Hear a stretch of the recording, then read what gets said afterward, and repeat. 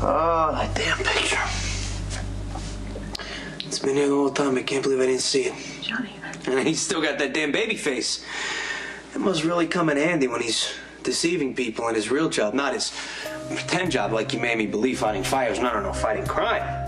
Detective Dante Falconeri. He must be a detective, right? Because no beat cop brings down a major crime family.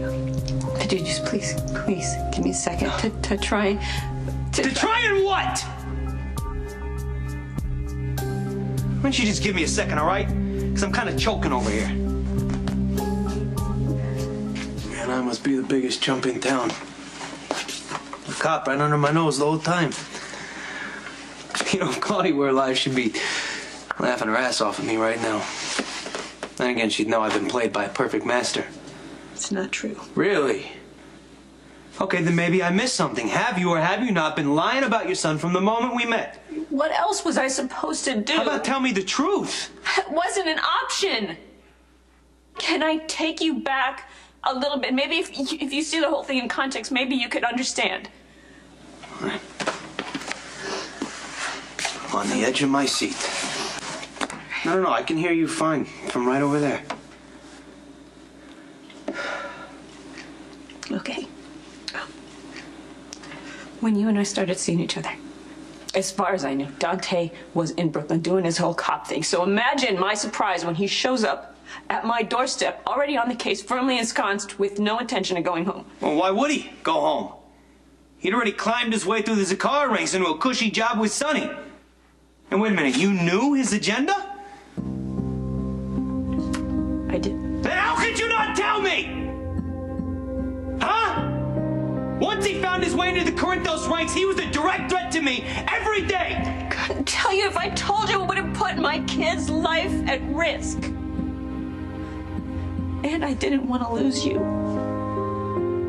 I just kept thinking that maybe somehow that I could figure out a way to keep everybody safe. I know that sounds crazy, arrogant, but that's what I thought, and I kept begging him the whole time, please, to go back to Bensonhurst, but he wouldn't do it. I even threatened to blow his cover a couple of times, but he wouldn't do it. My son was determined to be the cop that finally brings Sonny down.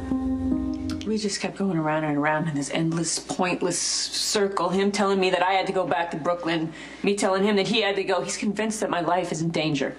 From me? And from Sonny. He thinks either one of you could turn on me on a dime. And you believed him, huh? That I could hurt you? Of course not. I'm not so sure about what you would do to Dante. You know, I almost did what he said and just left. And went home. I gotta tell you, the 50 million different ways that I had to compromise myself every single day practically killed me. But ultimately, I just couldn't make myself go. So I just planted myself here. And I started praying for the best. That didn't work out too well for you, did it? If it matters, if it counts, I did try to warn you about Dante. I told you a couple of times to watch what you did, watch what you said around him. So this is it, huh? The reason you broke up with me? No, I had no choice about that. Finally, we're getting somewhere. Why not? Claudia found out. She found out about Dante, and she used that information to push me against the wall. She said if I didn't break up with you, she was going to go to Sonny, and she was going to tell him everything. And I knew if Sonny found out that my kid was a dead man. Remember how drunk Kate was at Spinelli and Max's reception? Yeah, I remember a lot of things about that night. It's the first night we said we loved each other. You remember that? Okay, I get it that you're angry at me and you're frustrated and you want to start throwing people off buildings, maybe me first, but you either want to hear what I have to say or you don't. Okay, please. Please just hear me out. Go ahead. Okay.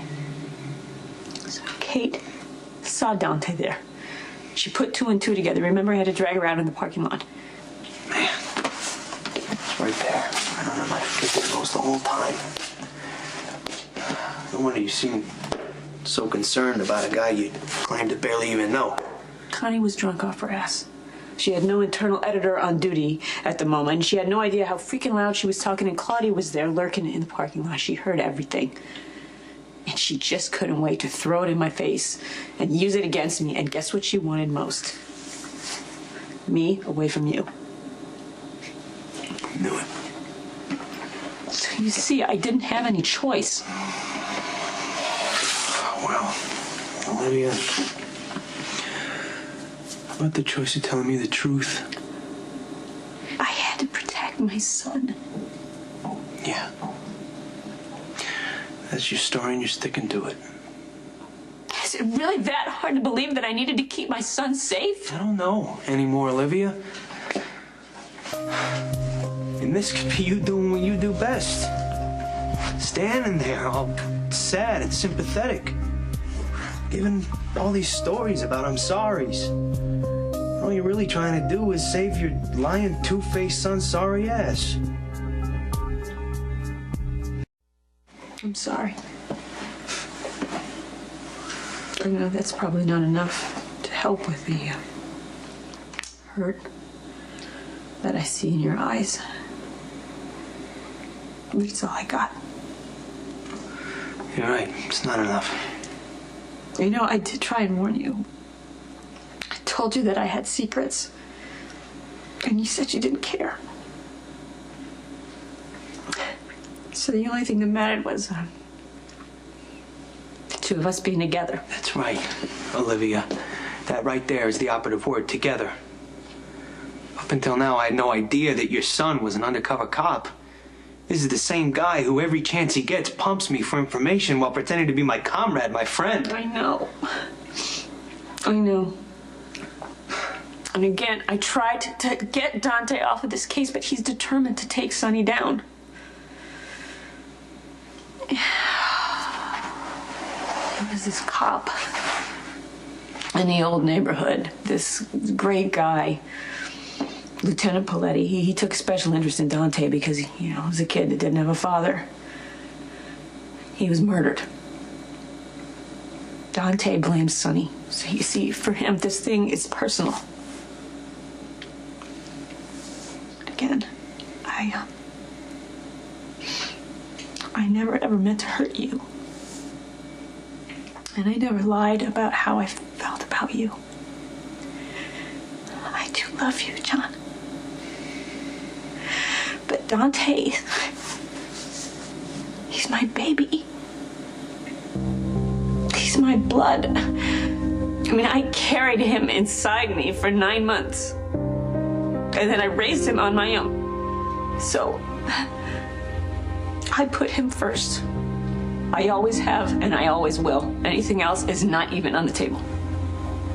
Yeah, well, it's all right. I'm not even gonna try anymore because I got no more illusions about my importance in your life. Okay, then I guess I got nothing else to say. It's your play. You're sitting on the power over my kid's life. You say one word to Sonny, and he's a dead man. So I guess I gotta ask you what you plan to do.